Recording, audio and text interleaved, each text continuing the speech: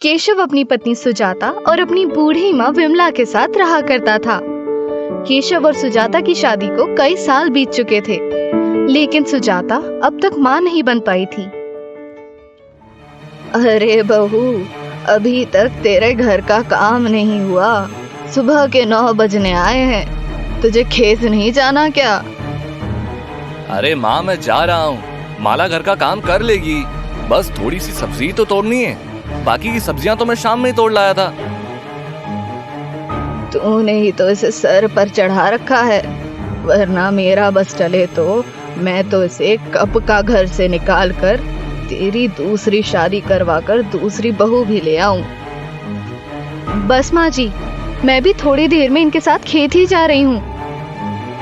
हाँ, वैसे भी घर में बैठ के कौन सा तू वंश आगे बढ़ाने के लिए बच्चे पैदा कर रही है। बांझ है, बांझ ही रहेगी। माँ जी, कम से कम आप तो ऐसा मत बोलिए। अड़ोसी पड़ोसी तो ये बोलते ही हैं। सुजाता को काफी समय से बच्चा नहीं हो रहा था, तो उसकी सास विमला उसे हर वक्त ताना दिया करती थी और केशव भी उसे कुछ ना कुछ बोल दिया करता था। सुजाता घर का काम करने के बाद खेतों के लिए निकलती है, तभी माला को रास्ते में बिजली मिलती है। अरे क्या बात है माला, सुबह सुबह खेतों में चल देती है। कभी आराम भी कर लिया कर। हाँ, वैसे मैंने सुना है जिनके बच्चे नहीं होते उनमें काम करने की फुर्ती बहुत होती है। बिजली, अगर दोबारा मेरे माँ बनने पर सवाल उठाया तो तेरे लिए ये अच्छा नहीं होगा। बोल तो ऐसे रही है जैसे सिर्फ मैं ही तेरे माँ ना बनने के बारे में जानती हूँ। अब तो तेरी सास भी तुझे ताने देने लगी है, और मोहल्ले वाले तो अब तेरा नाम भी नहीं लेते। उन्हें भी पता है, वो तो सिर्फ तुझे बांझ बुलाते हैं। बिजली, आखिरी बार कह रही हूँ, मेरे माँ बनने पर सवाल मत उठा। जिनके घर शीशे के बने होते हैं वो दूसरों पर पत्थर ना ही मारे तो उनके लिए अच्छा है। वैसे तू कहना क्या चाहती है कि मैं भी तेरी तरह माँ नहीं बन सकती? अरे जा जा माला, तुझे क्या पता, मैंने अपने इस फिगर को इतना मेंटेन किया हुआ है, तभी तो मुझे अभी तक बच्चों की जरूरत नहीं है। माँ वही होती है जो अपने बच्चों के लिए अपना सब कुछ त्याग दे, और तुझ में तो माँ बनने वाले कोई भी गुण नहीं है। तू मेरे माँ बनने पर सवाल मत उठा। देख लियो, अगले साल तक मेरे आंगन में भी बच्चों की खिलकरियां गूंजेंगी। अच्छी बात है, तो मैं चलती हूँ। मेरा समय यूं जाया ना किया कर बिजली। इतना कहकर माया खेतों की तरफ चली जाती है। इधर बिजली माला को कोसते हुए अपने घर जाती है। इसे क्या मालूम फिगर क्या चीज होती है। कोई भी मुझे देख ले तो ये ना कहे कि मेरी शादी हो चुकी है। अरे बिजली भाभी, क्या बात हो गई? सुबह सुबह इतना कड़क क्यों रही हो? अरे क्या बताऊं राजू भाई साहब, राम किशन की पत्नी को कितनी बार कहा है, मेरे पति के बारे में चाहे लाख बुराई कर, उसे मोटा, गेंडा, भैंसा, जो मर्जी कहना है कह ले, लेकिन मेरे फिगर पर उंगली ना उठाए। अरे रे, ये तो बहुत बुरा किया माला भाभी ने आपकी फिगर पर उंगली उठाकर। वही तो, मेरी पतली कमरिया देख लोग हाय हाय करते हैं, और मेरी तिरछी देख लोग आहें भरते हैं। ये तो ठीक कह रही हो बिजली भाभी आप। वैसे आजकल गंगू भैया कहाँ रहते हैं?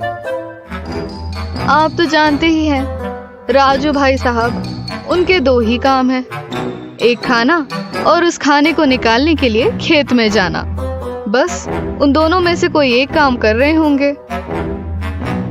अरे भाभी, उन्हें कहा कीजिए सुबह को टहलने जाएं। ऐसे में तो जितने आपके घर का एरिया नहीं है, उससे ज्यादा तो उनका पेट बढ़ रहा है। मैं भी उनसे यही कहती हूँ, लेकिन उन्हें कौन समझाए।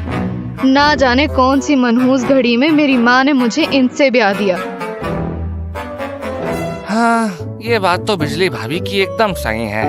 लंगूर के हाथ में अंगूर।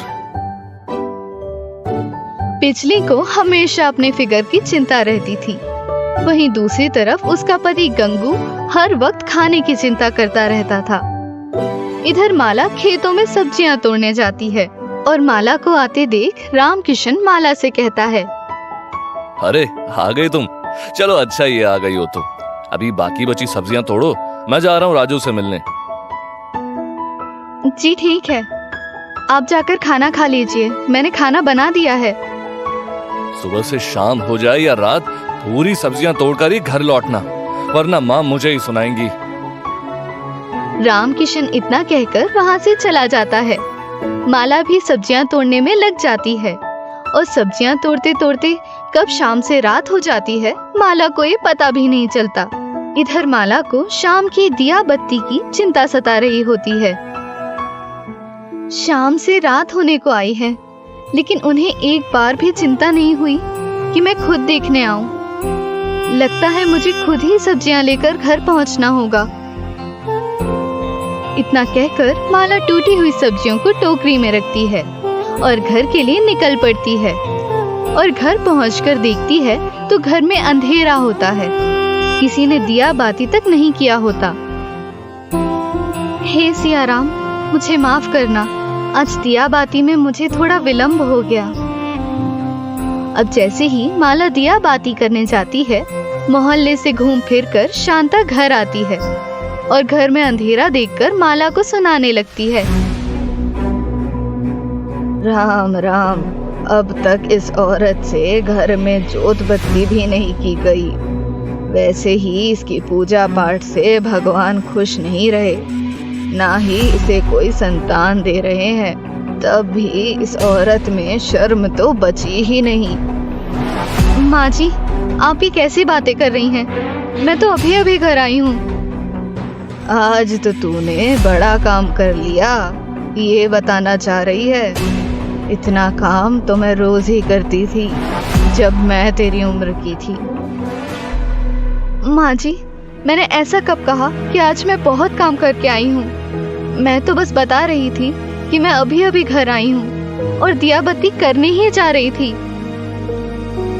अरे हाँ, क्यों नहीं, तू ही तो है जो इस घर को चला रही है बिना हमारे वंश को आगे बढ़ाए, बांझ कहेगी। इतना कहकर शांता फिर से घर के बाहर चली जाती है और माला माता सीता और भगवान राम के आगे जोत बत्ती करने लगती है।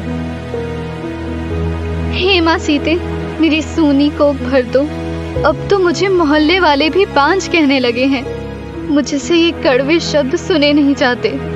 माला ना तो अपने पति और ना ही अपनी सास शांता से कुछ भी कहती थी, क्योंकि वो बहुत ही सीधी थी। ऐसे ही समय गुजर रहा होता है। माला की सास शांता माला से दिन रात बहुत काम करवाया करती थी, लेकिन माला अपनी सास को एक शब्द भी नहीं कहती। इधर दिवाली का दिन भी नजदीक आ रहा होता है और दिवाली वाले दिन ही शांता हद कर देती है। अभी सुबह के 3 बजे हैं और इस औरत को कहती हूँ खेत में जाकर सब्जी तोड़े, वरना मेरा लड़का बेटा पूरे दिन खेत में सब्जी तोड़ेगा। मुझे उस पर बहुत दया आती है, एक तो बेचारा अब तक बाप के सुख से वंचित है। अरे बहू, सुनती क्यों नहीं? उठ जा, सुबह के 3 बज रहे हैं। आज खेत की सारी सब्जियां तुझे ही तोड़नी है। दिवाली लक्ष्मी पूजा का दिन है और घर की लक्ष्मी सुबह जल्दी उठेगी तो ही तो घर में लक्ष्मी आएगी। इसीलिए जल्दी उठा रही हूँ ताकि 8 बजे तक तू पूरी सब्जियां तोड़कर वापस आ जाए। माँ, मुझे सोने दीजिए, मैं शाम में सब्जियां तोड़कर लाई थी तो मैं बहुत थक चुकी हूँ। प्यार से कह रही हूँ तो मान जा, वरना मुझे तो लगता है तुझ पर पानी डालना पड़ेगा, तब जाकर तू उठेगी। माला बेचारी भी क्या करती, वो उठकर बैठ जाती है और अपने सर पर टोकरा लिए अपने घर से निकल जाती है। माँ जी ना जाने क्या चाहती हैं, मुझे तो यहाँ डर भी लग रहा है। माला अब खेतों में पहुँचती है और लालटेन के सहारे सब्जियां तोड़ने लगती है। माला को नींद भी आ रही होती है, लेकिन वो सब्जियां तोड़ने में लगी हुई है। तभी माला को गंगू सुबह के 4 बजे खेतों में सब्जी तोड़ते देखता है। अरे सुबह सुबह माला भाभी खेतों में सब्जियां तोड़ रही है। लगता है रामकिशन भाई साहब को अच्छी कमाई हो रही है सब्जियों से। लेकिन मुझे क्या, मुझे तो जोरों की आई है, अपना काम कर लेता हूँ पहले। अब माला सुबह के 7 बजे घर लौटती है और वो देखती है कि उसकी सास और उसका पति दोनों अभी तक सो रहे हैं। बेचारी माला घर का काम करती है, तभी माला के घर बिजली पहुंचती है। अरे रे, क्या बात है माला, आजकल तो तू खूब मेहनत करने लगी है। अभी अभी मेरे पति बता रहे थे कि तू सुबह 4 बजे खेत में थी। हाँ, वो मैं सब्जियां तोड़ने गई थी और अब भी आई हूँ। अब मैं घर के काम करूँगी। इसका मतलब तू खेतों में सब्जी तोड़ने गई थी, तो लोगों को बताते गई है कि मेरी सास ने मुझे सुबह सुबह खेतों में भेज दिया।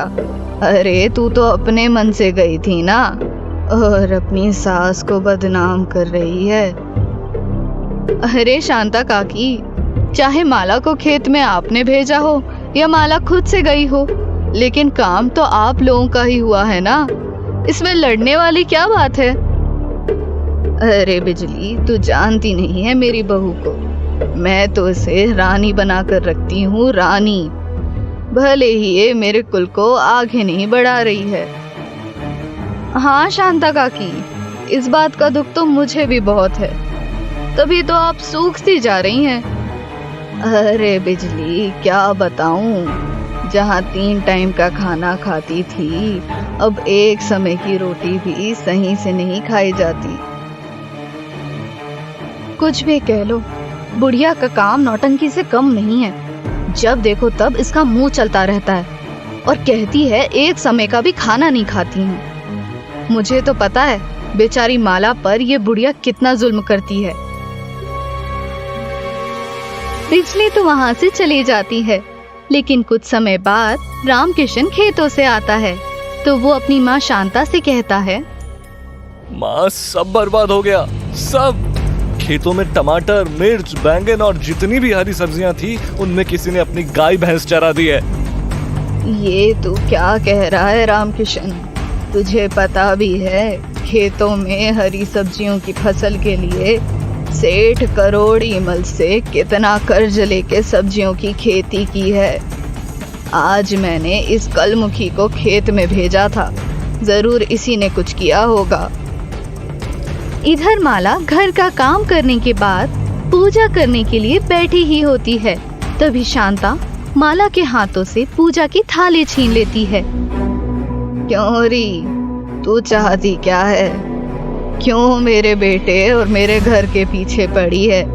तेरे इस पूजा पाठ से घर में रत्ती भर भी सुख शांति नहीं आती। माला बोल, क्या किया है तूने खेतों में? माँ ने तुझे सब्जियां तोड़ने के लिए ही खेतों में भेजा था ना, और तूने सब बर्बाद कर दिया। इतना बोलकर शांता माला के बाल पकड़ लेती है और उसे खींचती हुई काफी दूर तक ले आती है। तभी दरवाजे पर किसी के खटखटाने की आवाज आती है। रामकिशन, जाकर देखो कौन आया है, उसे दरवाजे से ही लौटा दियो, आज तो इसकी खैर नहीं। ठीक है माँ, मैं अभी उन्हें लौटा देता हूँ। रामकिशन बाहर आता है तो देखता है उसके दरवाजे पर एक साधु के साथ एक महिला भी खड़ी है, जो उससे भीख मांगते हैं। अरे अरे जाइए, यहाँ आपके लिए कुछ भी नहीं है, बल्कि आज दिवाली वाले इतने शुभ दिन पर हमारा बहुत नुकसान हो गया है। हम पहले ही बहुत परेशान हैं, माफ कीजिए हमें। रामकिशन इतना बोलकर उनके मुंह पर ही दरवाजा बंद कर देता है। और इधर शांता ना सिर्फ माला को मार रही होती है, बल्कि उसे खरी खोटी भी सुना रही होती है। तभी एक और बार दरवाजा खटखटाने की आवाज आती है और इस बार शांता खुद दरवाजा खोलती है। हाथ जोड़कर हमें माफ कीजिए और यहाँ से चले जाइए, हम पहले से ही बहुत परेशान हैं। इस परेशानी का समाधान करने आया हूँ माते, क्या मैं घर में आ सकता हूँ? जी नहीं, अभी हमारे परिवार में बहुत बड़ी समस्या हो गई है।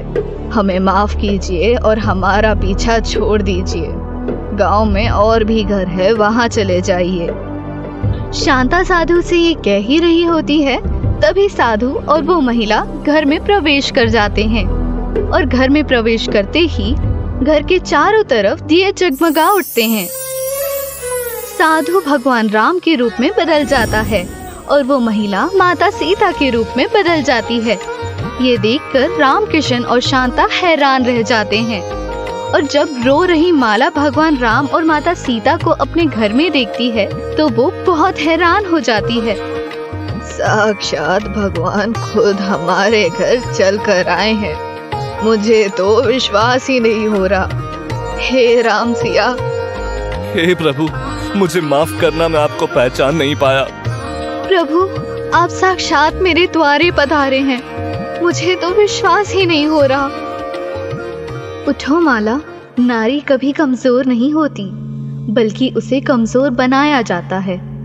खासकर एक औरत ही दूसरी औरत की दुश्मन बन जाती है।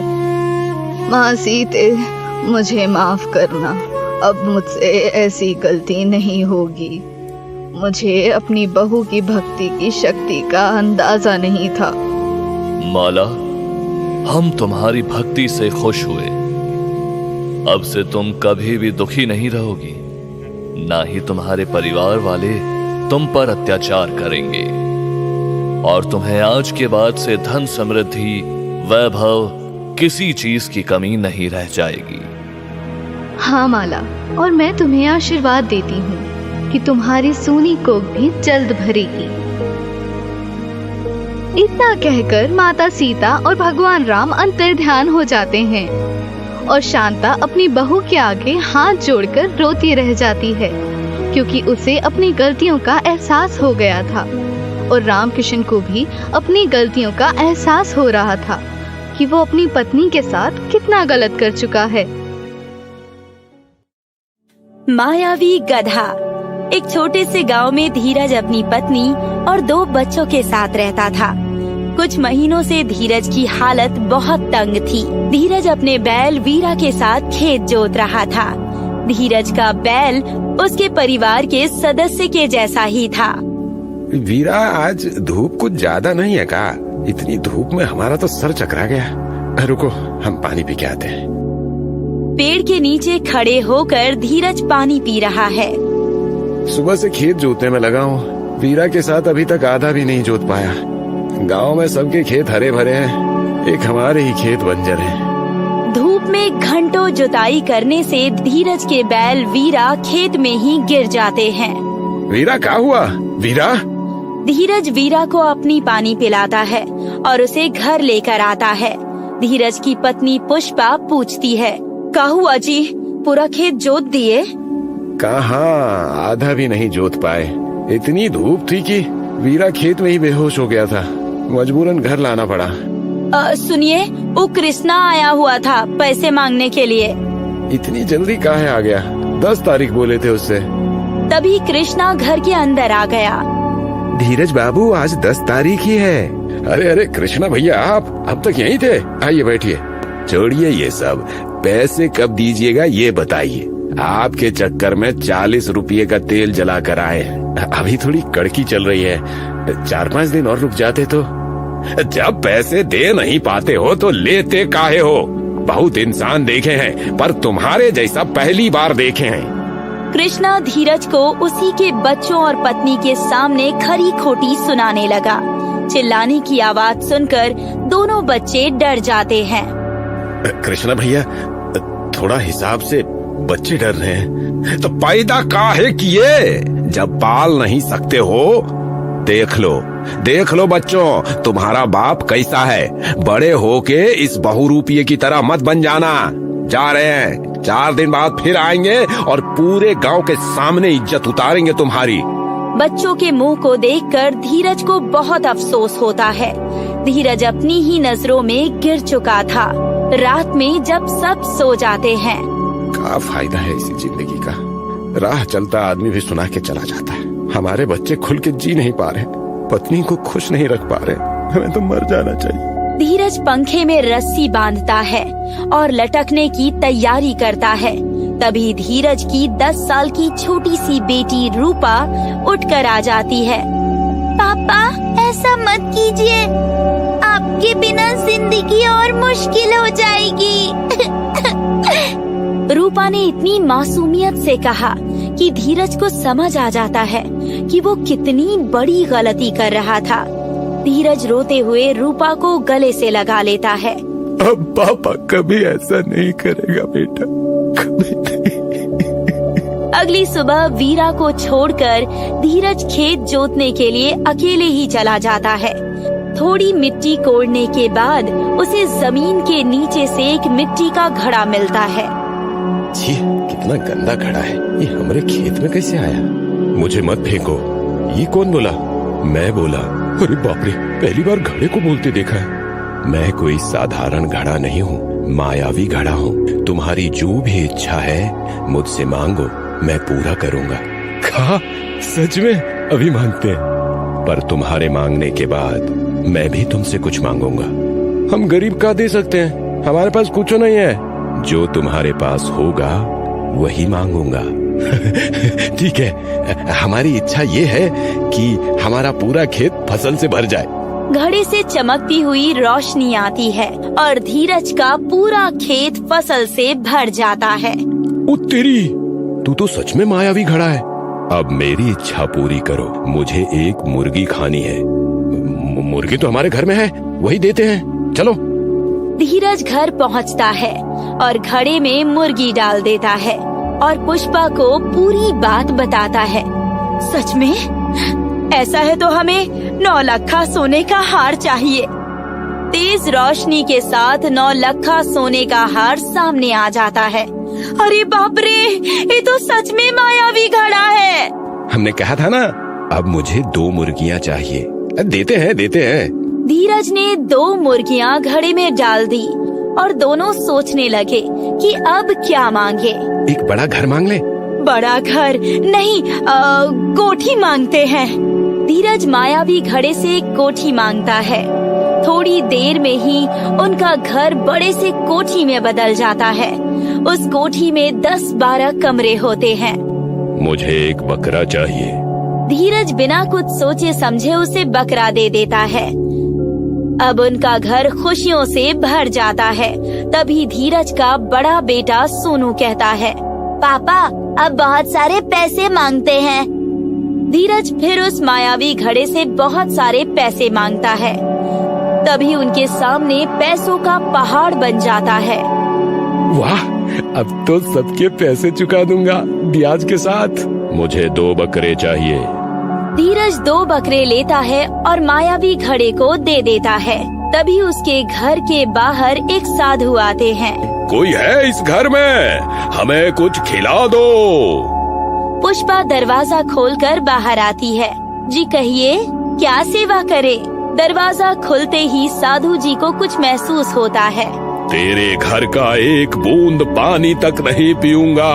उसे जहाँ से लाई है वही रख दे, वरना तेरी जिंदगी बर्बाद हो जाएगी।